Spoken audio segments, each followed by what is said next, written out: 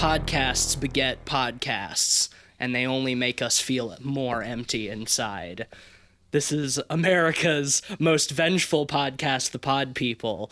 I'm the Park Knight, Matisse Van Rossum. I'm Ben Sheets, and he can't keep getting away with it! And I'm Cleveland Mosier, and you can call me Detective K-Pop. And we are super excited to be joined once again by our good friend Hannah Becker, back from a episode not too long ago on The Sixth Sense. Hannah, welcome back. Hey, Anna. Guys, it's awesome to be here. And we are going to be talking about the 2010 Korean revenge thriller, I Saw the Devil, directed by Kim Ji-woon and starring Lee Byung-hun and Choi Min-sik.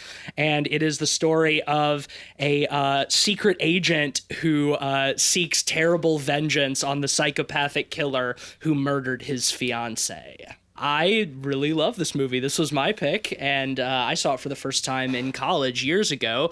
But all of you guys, Hannah and Cleveland, this was your first time viewing, and Ben, you just saw it recently for the first time, right? About a month ago.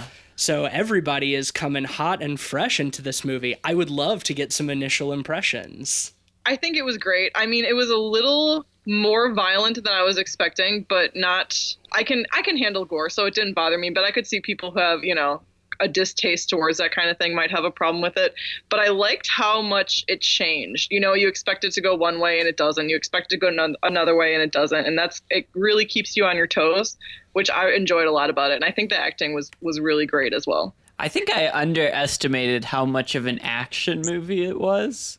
Yeah. It's borderline like John Wick-esque at times. Mm-hmm. Yeah, it's like Silence of the Lambs meets John Wick. All Korea. Things I love, and I say that with love. The closest comparison I had, I was at first I said it like once as a joke when he used the tracker device, but it just constantly afterwards I just couldn't stop seeing parallels to Batman, and all the better for it. Once again, all things I say with love. This movie, was a delight. Yeah, it's like every time the detective would catch the killer, Cleveland would just go, "Where is he?" I had to. When the dude slams his own door off the car and then he slides and he falls back into the car to steal him, I thought that was an awesome move. I was like, damn, he just got away with that. It's great. Something right out of a Christopher Nolan movie. Yeah, there's so many really great action sequences in this movie. We'll get more into that. Let's give a little bit more background first. Definitely. There's a lot of really fun stuff to talk about in this movie, but this was part of the mid to late 2000s wave of hyper violent Korean revenge dramas in the same camp as Old Boy and stuff like that. I honestly don't know if those movies are still as hot in Korea, but I know that for a while, there were... Hey, I mean, it is a cottage industry. I would say Handmaiden recently is in that same vein very much. So I think the genre of South Korean revenge movies is still very much a thing. Hannah, I know you were telling me a couple days ago that you actually took a couple of classes on Korean film in college. I did. So I got a film studies minor and it focused on horror. And I actually took a couple South Korean film classes. One of them, I believe, was mostly focused on horror. We watched Living Death. We watched Memories of Murder. We watched Tale of Two Sisters. Tale of Two Sisters is a revenge. It's hard to remember now with all of them. We watched Tell Me Something, I think. I don't know. I really like the South Korean horror films because I feel like a lot of them keep you on your toes. Like I was saying, this one did, where, you think it's about one thing and then it kind of shifts to a different plot point. And I think that's, like an Old Boy, especially, you have no idea what's going on or where that is headed at any point, which of course we watched too.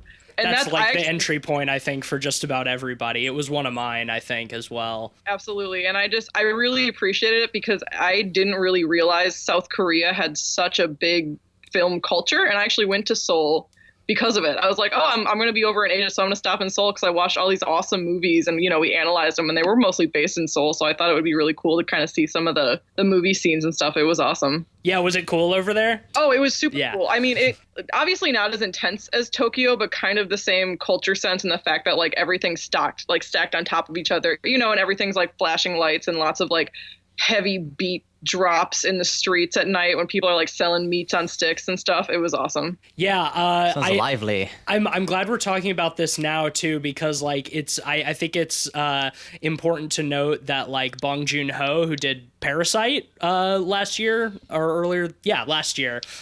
he sort of came up in that same like film culture. He was getting big in Korea around the time that like Old Boy and and with like the host, South Korean horror, and with the host, that's a great point. And South Korean films are bigger than ever now. Yeah, with Parasite winning the Oscar. That was awesome. Yeah, I usually disagree with the Academy Awards, but like I was super stoked to see Parasite win as many awards as it did, because that movie was shocking. dope. I don't think anyone expected that. Like usually the Academy does not give a lot of. Oh no, I mean I was way more cynical. Like look at what won all the awards year before. It was fucking Green Book. Like that's a fucking turnaround from Green Book to Parasite.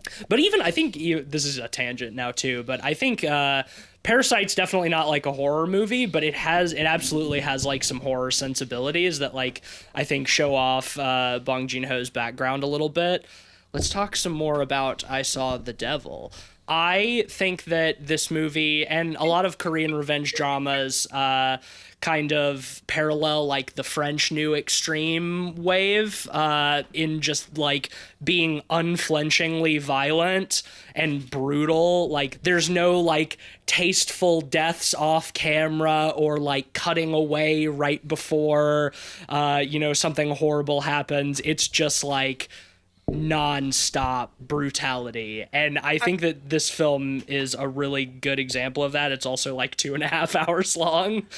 I was going to say when I was talking about how my first impression was, I feel like it makes it feel more realistic. You know what I mean? Because there's less like dramatizing of it and, like kind of bringing it to climax. It's just more like, no, he like bashed her in the head a bunch and then he dragged her out. And it just seems more like real time, as if you were watching like a crime scene as opposed to a horror movie that has a lot of, soundtrack noise and stuff like that.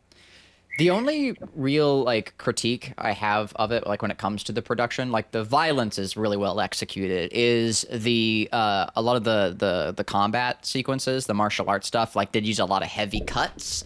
So it wasn't like as fluid as I might have liked, but I think for like what the film was, it was fine. Now I didn't go in expecting like a martial arts film, so I wasn't looking for like top quality martial arts or anything.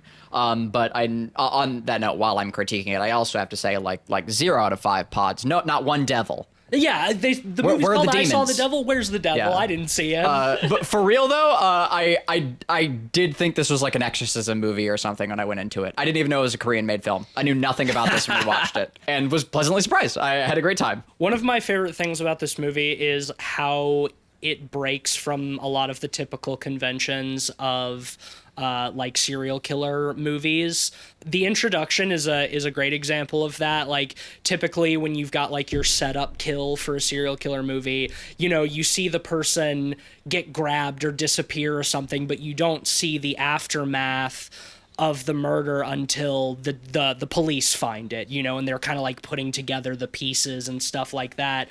Whereas like the opening sequence in this movie, like you mentioned, Hannah, they really drag it out. Like we see every ounce of this poor woman suffering, like as she's being murdered, and it sets the tone in like a really kind of bleak way that I think the rest of the movie relies on. It's like it lets you know what it is very, very early on, and so you can kind of brace yourself for what is to come, because it doesn't really let up in that regard. If it wasn't as well done, I would have found it to be much more exploitative. But it's a well executed. Like, it was hard. Well, I think it's pretty exploitative, but it's also, this movie is very much like a roller coaster ride. Yeah. In that you're just along for the ride. I wouldn't call this movie particularly deep. No. especially for a 2.5 hour movie, I almost am surprised at how little thematic depth there is. You know, they have rough themes and ideas that they're going at, but it's very much pushing the narrative forward at all times and going for these action set pieces and stuff. It's your standard, like, morality tale of, like, violence begets violence and revenge doesn't make you feel any better in the long run. Yeah, hence the Batman comparisons. But another thing I really like about this for the extreme, you know what I mean? Like, usually people who are seeking revenge don't take it to that extreme. So they take like pretty common themes and I feel like they just run with it. Like if someone was really going balls to the walls with this theme, what would they be doing? Oh yeah, that's a great example of not having to be academic or to delve into deeper nuances and still be fucking great. And actually, like, the extremes that the protagonist goes to in his revenge was going to be my next point, because we see firsthand how more innocent people die because of his unwillingness to just finish it quickly. And like, unlike a once again your standard serial killer film, he finds the killer pretty fast within like the first 30 minutes of the movie. You know, usually you're gonna spend the entire time hunting him and then they have a face-off at the very end, you know, a la Silence of the Lambs. A la Face-Off. A la Face-Off. Face-Off is awesome. Face-Off is awesome. Shout out to Face-Off. Shout out to John Woo. But I lost my train of thought. I'll take. I apologize for that one. No, you're good. That derailment is on me. But like, yeah, he catches up to the serial killer like very quickly and has an option to kill him then and there. But instead, he opts for the much more agonizing path of finding him, beating the shit out of him, and then letting him go catch and release, and doing it over and over and over again. So hard. Like, he really bashes his head and then I'm always like, would he get away though? Like, would he be fine? I feel like he would be kind of fucked up, honestly. Well, especially after, you know, his Achilles tendon is cut. Yeah. And scenes later, he's just walking around. Yeah, at least he hobbles. A little bit. Definitely not enough. Definitely not enough. I agree full-heartedly. Like, there's a little bit of hobbling there. Like, you know, we can't stop this train, you know? Yeah, it's like if they cut out the Arkham middleman, you know, and Batman just let the Joker back out onto the street. Yeah, after just beating the shit out of him. But he still puts a bat tracker on him. Yeah, I love that little device. That's how he keeps track of him, is the first time he finds him, he force feeds him a capsule that's got like a little tracking device in it. So with maybe the best microphone in the world. Yeah, right, because he's constantly listening to it. He can hear it, like, all the conversations. And they turned the gain all the way up on that thing. Oh, that is funny. Let's talk a little bit about our characters, because yes, there's a lot of secondary characters, but our two main characters, we've got our Detective K-pop. We've got Detective K-pop, who is maybe the most beautiful, handsome detective I've ever seen in any movie ever. Yeah, I'm not just making like a generalization because he's Korean. Like, the dude has the K-pop haircut. Like, he's styling. Like, oh yeah, he's got awesome. The pretty boy thing like going for him 100%. And I'm here for it. Not a Raz. Well, it's interesting to me because it really is like, you know, usually if there's a serial killer, you don't see him or like see behind the scenes until like pretty far into the movie. And it's really like half and half. It's like, what's a serial killer? Like, where are his friends? You know, what is he doing? And then it just kind of goes back and forth with, you know, I enjoyed a lot. I like getting that, I don't know, more information, I guess, about what the serial killer is doing on his free time and like when he finds this shit out instead of keeping it super mysterious. I thought that was pretty awesome. Yeah, you want to get to know the Joker. Yeah. This is going to be the whole podcast. I'm apologizing in advance. Just be ready. I also love how much time we spend with the killer in this, and I love too that he's not depicted as like hyper intelligent and constantly in control. You know, he's not Hannibal Lecter. He's sloppy. He's clumsy. He's impulsive. He's got normalcies as well. You know, like he has friends and he goes and does like routine kind of stuff like a normal person. He just also does psycho stuff. Yeah, this is the loudness of the lambs. And like he's to see how infuriated he gets throughout the course of the movie that like somebody has bested him over and over again, because he's so used to being the predator. He's never felt like the prey before, and how that just makes him more violent and more brutal, and does get more people killed because Detective K-pop like enrages him so intensely.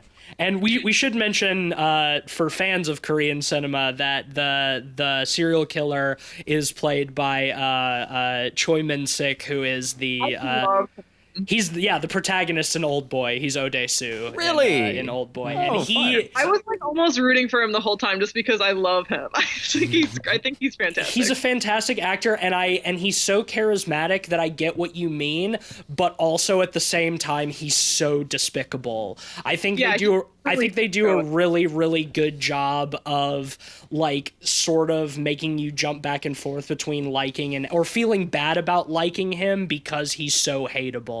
Because I definitely hated him in a lot of this movie. And it's weird. It's such a unique tone that it has, because it is such a weird hybrid of very despicable, real feeling scenes and scenes of almost cartoonishness. Yes. You know, especially like I think at the house with his friends. His cannibal friends. Yeah. And that whole set piece is just absurd. A Looney Tunes cartoon.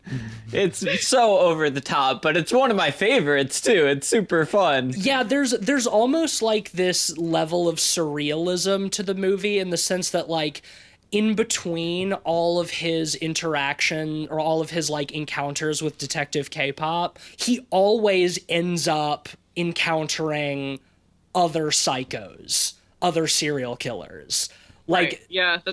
Almost by happenstance, you know, like he obviously has his cannibal friend who he goes to for help later, but the first time when he gets picked up by the guys in the taxi who are planning, who are like out trolling around in the night for people to murder, and then he murders them. That scene is fucking. Really good point. That scene is fucking awesome too. Yeah. Talking about action cinematography and how they do like the multiple rotating shots within the cab of the car. I feel like they must have had to be doing one of those things like they did in The Raid or whatever, where they're like passing the camera. Reminded me of Children of Men. Yeah, when they do that same thing. Super impressive. Yeah. A lot of the long takes in this movie are really impressive. Yeah, it is important to definitely note that sequence is fucking flawless, especially when I was like ragging like the quick cuts earlier, like in some of the other fight scenes. Like that one, that camera work is incredible. Did y'all catch the Texas Chainsaw reference in the cannibal guy's house? When he's walking down the hall, and at the end of the hall, the door behind the door is a red room with like animal heads and antlers and stuff hanging on it. I missed that. I remember it going from him to the deer, if that's what you're talking about. There's like a deer head on the wall. I think it was a red wall. But I kind of missed that. I'm gonna have to watch for that. I like that. That's great. I love references to like allusions to other shit. Yeah, I'm a sucker for and like if you're doing like a weird kind of like hyper stylized cannibal set piece, like what better to reference than the Texas Chainsaw Massacre, right? I did think it was funny. My mom came to, at first my mom was like, I can't watch it. I can't read for this long, you know, right? And I was like, whatever. But she sat down here for a while and she was like, they're eating human meat. And I'm like, yeah, and it's like just kind of super extreme. You know, he's got like a whole fridge full of like arms and legs. And it's like, okay. I thought that was goofy, but awesome. Oh, yeah. Well, he's right, though. That long pork is notoriously delicious. You know it. Mm-hmm. I love the fight in there, too, when Detective K-pop gets the box of fish hooks and throws it onto the floor. He kind of very Home Alone. Yeah, he Home Alones him. Yeah, like all of these little references. It's like the Batman caltrops, man. Yeah. Like... And Detective K-pop like climbing up onto the second story and shit. Damn, I hope they were trying to make a Home Alone, because that would be funny. Like, let's hear Home Alone. I wouldn't be surprised, if they're willing to put in like the little nods to like Texas Chainsaw and stuff. And like a lot of Eastern Asian cinema references Western and American cinema and in those kinds of ways. So and vice versa. Yeah. So I wouldn't be surprised. We're kind of on the subject of like the hyper violence and brutality and stuff. I do want to get y'all's opinion on something, because my one real like gripe with this movie that always kind of gets like stuck in my craw and I can't quite shake loose is Hey, what are you giggling at the Southernism? Yeah, that was just awesome. Stuck in craw. Stuck in my craw. Yeah. God, that really watermelon. I love it. I know that it's supposed to be like commentary on violence and stuff, but I still think that it kind of uses women as tools to further the plot and nothing else. Yeah. Did you guys get that? It's like his fiance's sister is like the most developed female character we get, and even so she's kind of reduced to just like you shouldn't seek revenge because it's bad, and like all of the other women in the movie are just like prey. I could have done without like the schoolgirl upskirt shots and stuff too. Like that would have been nice, but that's just my preference. I could have done without. I get the feeling that it's supposed to like make us hate the killer more. Really miserable, I think. Yeah. It's like it feels like it's intentionally supposed to skeeve me out, but it does. It definitely does, but even so, like it doesn't feel like it quite goes far enough as commentary to excuse the fact that it's still just treating the female characters as narrative objects and nothing else. I feel like it's intentional, but it doesn't make it seem any less skeevy in the moment. I can kind of feel that. Like sometimes I'll watch anime too, and certain like obviously some of the animes do, right? I'm not saying that it does, but it's riddled with it. It's a problem. Yeah. So I don't know if that like bothered you guys at all, because it definitely does me. Like it's not enough for me to take off like major points, but still it's like you're doing good with your messages otherwise. Like all it would take is like a couple of like actually well written and developed like female characters. Yeah, bothered I wouldn't say, but like I'll wag my finger at it, a little bit. Yeah. But like, do I feel like harmed by the film? No, I think it's whatever. So can I ask you guys a question? Sure. Can I spoil it? Is that okay? Oh yeah. I mean, spoilers are implicit in this podcast. Right. Okay. The whole time that he was setting up to cut his head off, right? And then we learn that his family is coming up. Am I the only one that thought when they opened the door, they were going to like shoot, like his family was going to get shot or something was going to happen as well as he gets his own head cut off? Because I thought the whole thing was like how he's like, I'm trying to actually make you feel the pain that you made others feel. And that dude goes after his family. So my whole thought was like, oh, he's bringing his family because he's actually trying to equalize the revenge. And I really thought, and it might be, maybe it's saying like, he isn't the monster that the rapist was the whole time, but I thought that there was going to be some sort of violent interaction with the family too, not just his head cut off. I missed the boat entirely. I'm gonna be real. And with hindsight, it is definitely missing the boat. Like I'll say it beforehand, but I totally forgot that it was a guillotine, and thought that like it was just like the thing in his mouth was just like tied to his teeth, and it was gonna like pull his teeth out when they opened the door, like a saw trap. That's what I thought was gonna happen, and I was like wincing the whole time the family was coming up to the door because I thought I was gonna see like a horrible shot of like the guy losing all his teeth, and instead it was something much more palatable with his head getting chopped off. Thank God. See, I don't know. It's been so long since I saw this movie for the first time that I can't remember what my initial expectation was. But I think that in a way, like what you're expecting still kind of happens, Hannah. Like he didn't physically harm the family, but watching your evil son get his head chopped like is pretty. Yeah, forcing your parents and your son to watch you be decapitated and while simultaneously having them discover that you're like a brutal serial killer, like they are going to like his son is gonna be fucked up for the rest of his life. Like that's not something that you just get over. And they arguably have the guilt placed on them by opening the door, right? And also I think what is kind of implied is that maybe the son will seek vengeance on him, like sure. Not like literally implied, but considering that it's a story about like the cycle of revenge and that revenge just begets more revenge. So it's a setup for I saw the devil again. Yeah, I saw him again. He was out there. Speaking of the title, I did want to dig into that a little bit because I think it is one of the more subtle aspects of the film and what it means. Because who is the devil? Right, and well, like the act of like witnessing a crime. Too, because we see these there are several sequences in the film where the detective like quote saves one of the victims or whatever, and right, by first using them as bait essentially. Yeah, which is awful. And we have them like in the background like witnessing the fight scene or whatever take place, and I think that is sort of representative of the title, and that like they're seeing these like this devil, and who is the devil here? Both of them. Right, and that by witnessing evil, then you open yourself up to evil, kind of, yeah. And you open a guillotine door and see your evil son. When God closes a door, he opens a guillotine. It's true. It's just like my old grandpappy used to say. That tried and true saying. I totally get what you're saying, and I agree. And like that definitely is a form of harming them with all like the mental bullshit that they're gonna have to go through. I just, the whole movie's so like straightforward. Like this is what's happening. He's killing this guy. Like the theme is revenge is insatiable, and the revenge will go on.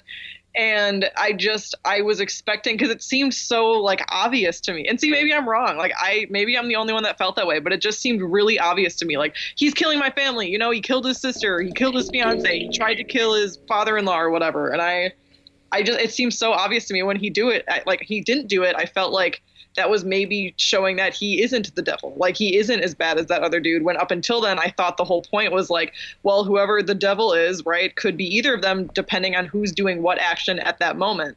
And then I was like, maybe not. I think that he probably, had a realization at some point that like, even though he didn't physically kill all of these people, that he's equally as responsible for their deaths by not having stopped the killer sooner.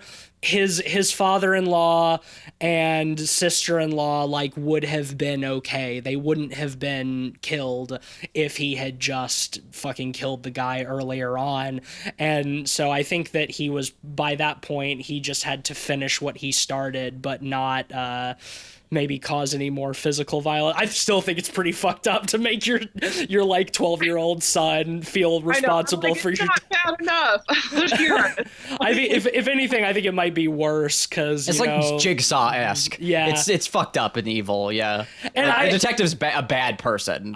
Period. Batman's a bad guy just in general. And anyway. I do appreciate that he doesn't walk away from that being like vindicated. Like as he's walking down the street away from that, he's like weeping because like, yeah, well now you've gotten your revenge, but now what?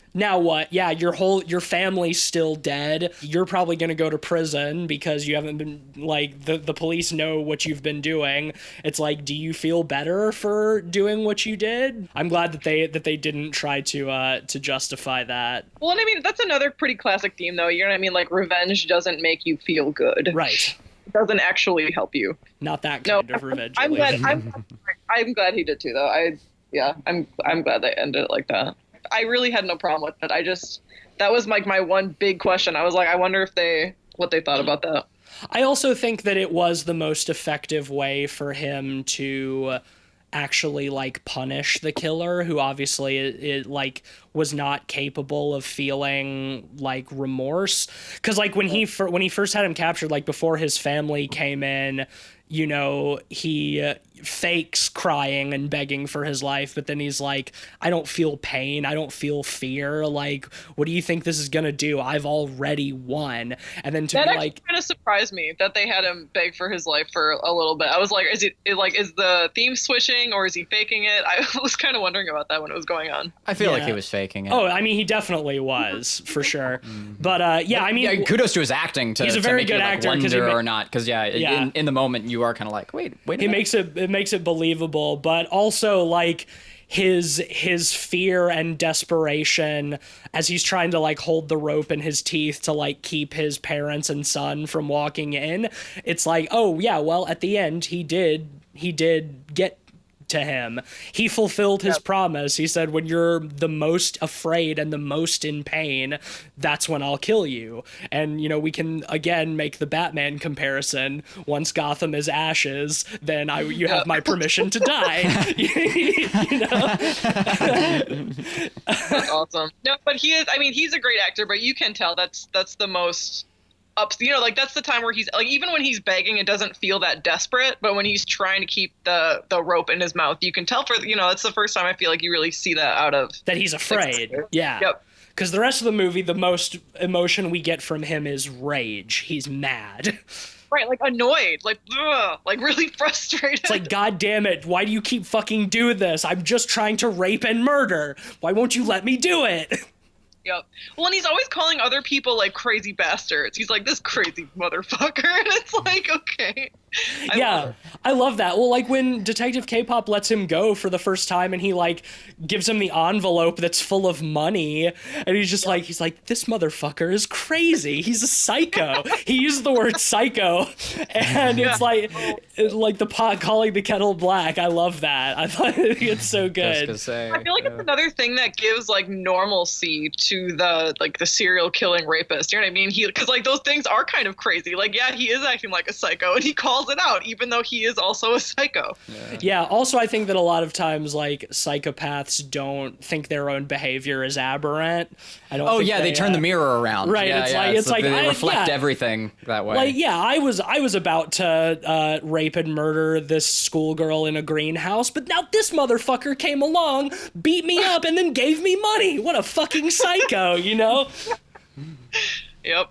But it's like, it's true. Like, Detective K-pop is absolutely acting like a psycho for the entire movie. In a way, it's, I mean, not that it's more psycho, more surprising. You know what I mean? Like, you expect a serial killer to do serial killer things. You don't expect someone to almost murder someone, but then let him go and give him a bunch of money. You know what I mean? So it's like more psycho in the surprising aspect. Yeah, and how like single-minded he is. Like when they have the fight in the doctor's office and the killer has the scalpel and he's swinging at him and Detective K-pop just like grabs the blade and like holds it and and you see like the killer's face. He's like, what the fuck? Like he's just like he just wants to feel something, anything again. Yeah, right. Like his rage is all consuming. Like he doesn't even feel pain. It's like he does not break down until the very end, until it's over, where like the weight of all that he's done and everything that he's experienced like comes crashing down. And I think that that's like the indication that he's like not a psycho, because like he's done horrible things. He's done monstrous things, but he feels it, you know? He feels remorse. He doesn't feel better. You know, he's like, I went through all this psycho shit, like to feel better and to exact that revenge. And he just doesn't feel better. He probably feels 10 times worse. Yep. And he's like, shit, that didn't work. Fuck. Now what do I do? More of it. Keep murdering psycho. And then he just becomes actual Batman. Yeah. Yeah, we witnessed an origin story. Prequel. That's right. He goes to America and becomes Bruce Wayne. Awesome. I'm here for it. Let's do it. There's some lost years in there in his 30s before, you know, because we know him as a child. Yeah, right. Jesus. I mean, exactly. here's the thing, though, right? Like, it honestly is like a perfect Batman origin story, because what does he do to the cannibal? He gives him a permanent goddamn smile, and he lives. Yeah. Oh, that's right. So like a sequel would just be fucking Batman with the him, like trying to hunt down the permanent smile guy. Like, come the fuck on, y'all. You want to like, know how I got these scars? Like, wake up, sheeple! It's Batman. Okay, honestly, when you first started saying that, I was like, yeah, whatever. But there are a lot of parallels to Batman. He gives him a permanent smile. Like, what the fuck? It's Batman. No, I don't think anyone could. I mean, anyone that's seen those movies, I do not think they could watch this and not think of the Joker at that point. I don't think there is a way. There's no way. That's way too embedded in culture at this point. Yeah. And I loved it, and I wouldn't change it for a thing. It's great. Yeah, it was great. Yeah, I really enjoyed the people eating friend. He was probably my favorite secondary character. So charismatic. Like, yeah. Such a goofy, round boy. Yeah, right. Zoom in on his face, and he's just laughing. It's like, okay. Yeah, he was good. Another, like, doofus serial killer, I love that. Like, none of the psychopaths in this movie are ever portrayed as like cool and collected and in control. Like, they're all fucking losers, which I think is so true to life. That's honestly a good point. Yeah. Yeah, I love the cannibal friend. I thought the meat eating thing was funny. It was just so. It was, because it was, it's not even like they cooked it. It was like a plate full of meat. And when my mom said, she's like, oh, look at this human meat. I'm like, it's just so over the top. Like, they're all just eating a plate full of human meat. For some reason, I think that was hilarious. Yeah, it's great. Well, because, I mean, he's the only one eating it, too. Like, the other killer's, like, sitting there he's eating like a bowl of rice or whatever, and the cannibal dude's girlfriend is just like sitting there watching him eat meat. And I love, as soon as he finishes, he's like, all right, I gotta go prep my next meal. It's like he just finished eating. He's just got like this single-minded obsession on like eating people, which is just so like ridiculous and over the top. It's great. I wasn't sure about the girl. I was wondering, you know what I mean? Like, for the first couple scenes she was in, I was wondering if she was like captive or if she was part of it or what her role really was. Nothing. Yeah, see, once again, another underwritten another underwritten female character. Like, they couldn't even make her like a cool serial killer or something. She's literally just cannibal guy's girlfriend. Yeah. Does she even have a line? I don't think she has any she's lines silent in the movie. whole film. Yeah. I think part of it was to play into that idea of like normalizing these serial killers. Yeah. And just being like, yeah, no, like he can totally just land a date, like still have a girlfriend, and take it easy, like while just like murdering and eating people, like. And then she's cool with it. Yeah, she's totally chill with it. Like, I think that's really fun. I would have liked to have seen like her have some kind of like weird serial killery thing too. It would have been nice to, once again, like just to have like any like female character in the movie with like depth would have been cool. That some kind of substance. Yeah. I mean, you guys are right. There really was no one. Like, even the sister, like, there was nothing to her. No, she was sister in the script. Yeah, sister. That was her role. Who sister thinks murder bad. Yeah, sister who offers a moral compass like once. Yeah. Not uncommon. And noir, not uncommon, and Yeah, I mean it's hardly genre. It's hardly anything new, but I think it does still. All a boys club. I think it does still bear pointing out when it's done. Definitely. We're spoiled coming off a Relic. Also. Yeah, that's an all female cast pretty much. That movie definitely passes the Bechdel test. This one does not.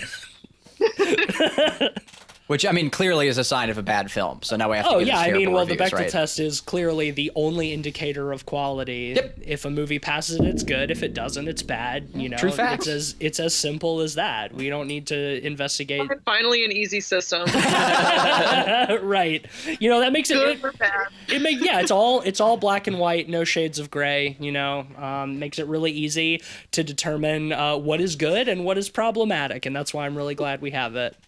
Do you guys have any other major points you want to talk about? I think I've gotten pretty much most of mine. Yeah, I don't really have a ton to say about this movie. It's weird because it's 2.5 hours long, but It's very simple. It's very simple and straightforward. And it does what it does really well, but Yeah. it's like once you've talked about it, you've kind of talked about it. Like there's not a whole lot below the surface. Good movie, good. you Yeah, know? Yeah. fight scene, cool. It's brutal. You Yes. know, the effects, the practical effects are pretty good. Cinematography is great. Action choreography. I know you mentioned that it's not like the kind of martial arts you were hoping for, but No, think I wasn't looking for it to begin with. Just during those scenes, Yeah. it's like you know, I'm used to that, and I tend to critique like I love martial arts films, and I think it grounds it enough, or more. You know, it makes it a little bit more realistic. Like some of the fight scenes are still like stylized and exaggerated a bit, but it's not John Wick like John Wick is. No. You know. But that would have been welcome as well. And I wasn't looking for it. But not either, everybody in Asia knows just- martial arts, Cleveland. Well, no, and I wasn't expecting even like quality like skills out of them for that reason, like for the purposes of realism. Like I wouldn't expect this like average Joe serial killer to be like Tony Jaa or something. But like I more from like a camera work perspective, Yeah. like having to not do all the quick cuts so that I can see a little bit more. This movie was still close enough to the age of like the quick cut Bourne action movies, shaky cam stuff.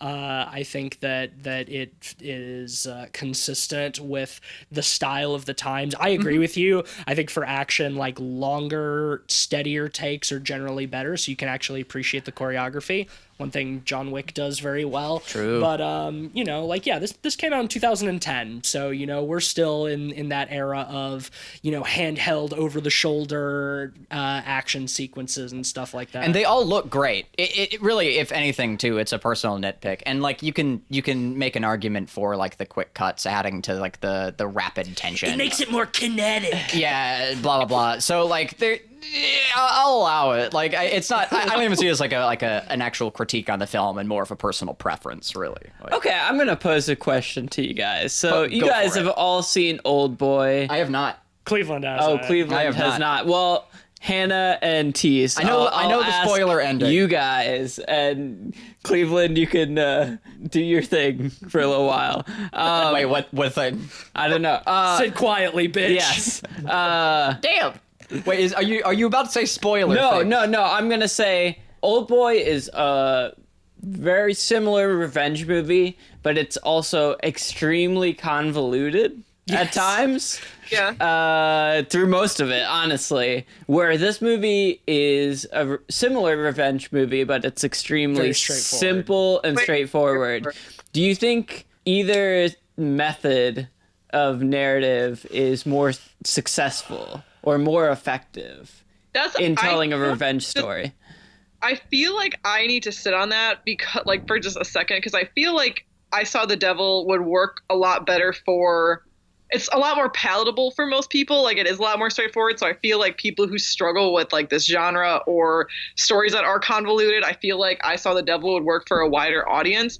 But I do feel like at the end of Old Boy, I was a lot more like shocked, like just shocked at what I watched. And it's, I feel like it stayed with me for a lot longer in that sense. So I think it really does depend on the viewer. It's kind of like The Sixth Sense when we talked about that. Like, if you can get the twist ending without it being spoiled, then That's a good point. Yeah. like I think it's extremely impactful if you don't see it coming. It carries a little bit less weight once you know the twist, I think. Well, that's Bummer. the thing. Like, God damn it. I think it's still a good movie. It's still a good movie. You'll still enjoy it. I really want to watch it. It's a shame I do know that. Well, and I saw it when I must have been like 20 when I saw it. I don't know, but I had no idea about that movie. I had never heard about that movie before. I was just getting into my film studies classes. So I had no idea. Like, I had no idea what the movie was about. I had never heard of it before. And I just remember it ending and being like, what the fuck was that? Like, that was a wild ride. So I guess I didn't think about it that a lot of people probably do have that movie spoiled for them at this point. Yeah, that's a good point. Yeah, well, I think both approaches are effective in their own way. I Saw the Devil with its simplicity. It's almost more guttural and there's a connection, you know, in how relatable and easy to understand everything is.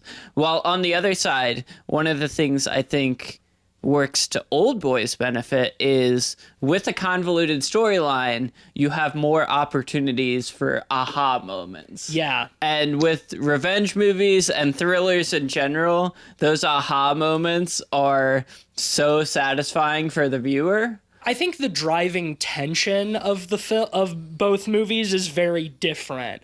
I Saw the Devil is really driven by how like visceral it is, and it's just like anger and brutality, and it just carries that from the beginning to the end. Whereas like the driving tension of Old Boy is like the mystery. There's no mystery in I Saw the Devil. We know who killed her right away. He catches him right away.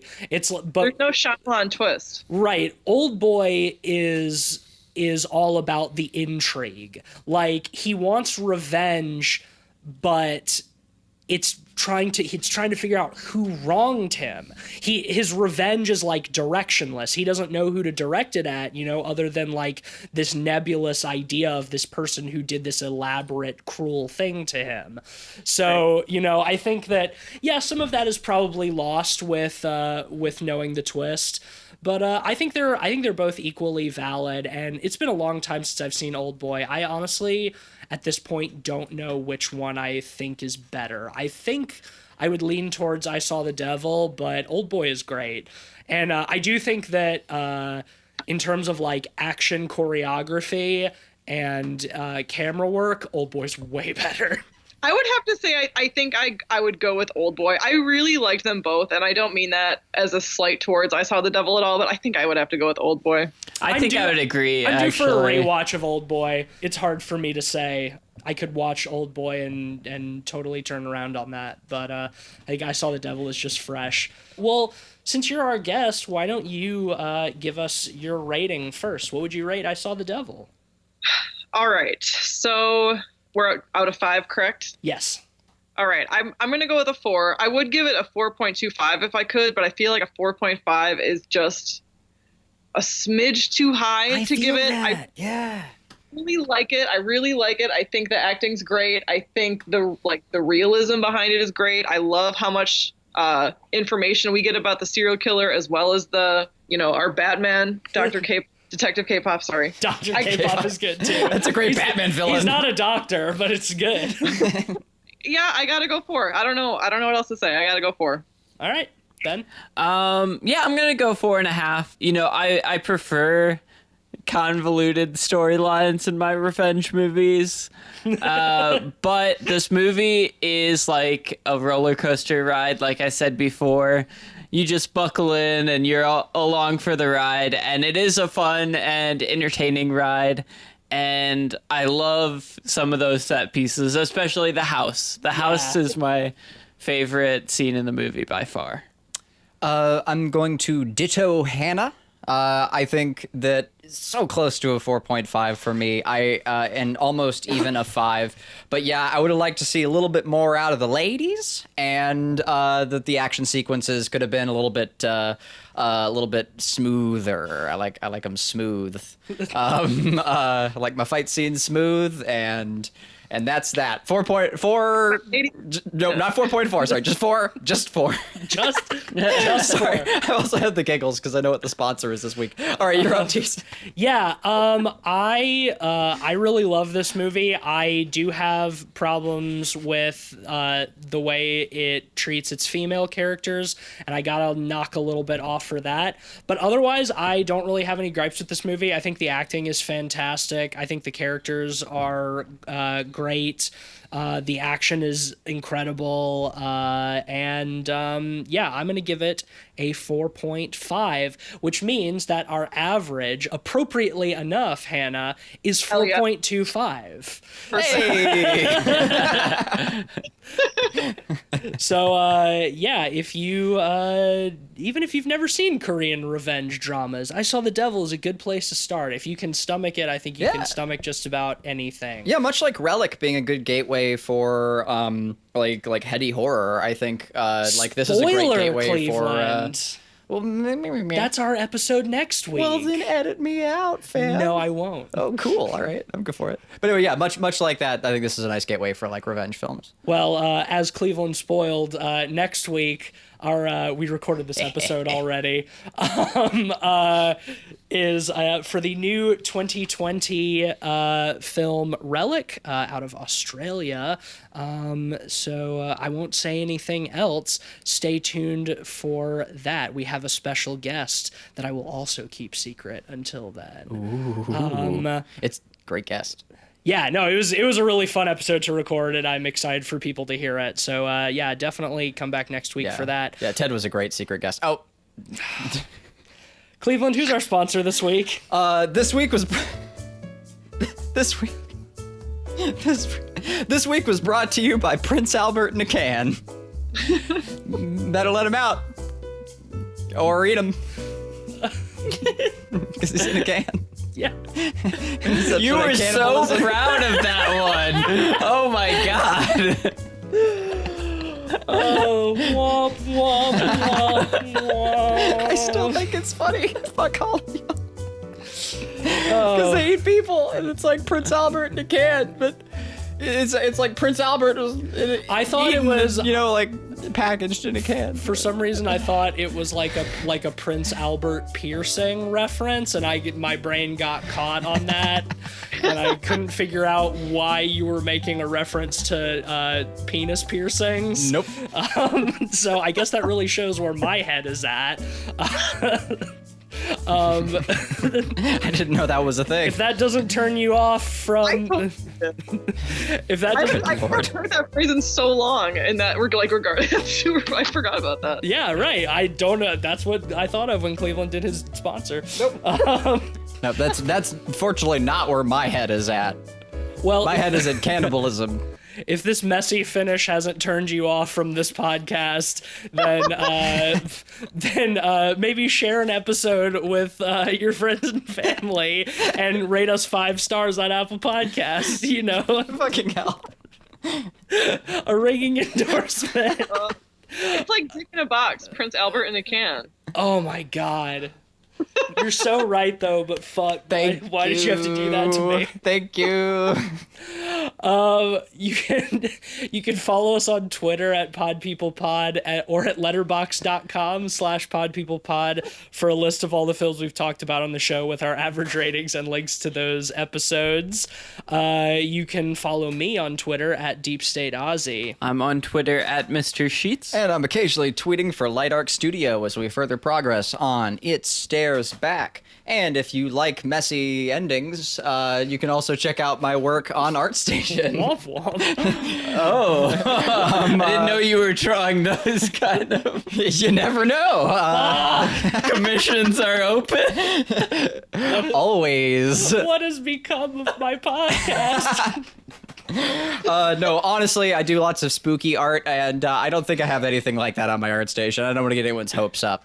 Mostly just like cool looking scary knights and other Dark Souls-esque looking things with a little extra neon in there. That's my stuff. But commissions are open. Commissions are open. I will sell out for the right fee, so feel free. He'll draw those messy endings. I'm for a very high price. I'm not saying no, but anyway, yeah, that's me. Hannah, how about you? Yeah, Hannah, do you have anything that you'd like to plug? No, I you guys apologize don't to everyone. follow me on social media, honestly. Well, anyway, Hannah, thank you so much for coming back on the podcast as always. I'm glad we had you back so soon, and come back whenever. We're always down to have you. Yeah. All right. Come back next week, I guess. It's a much more serious and less gross conversation, I promise. Bye. Later.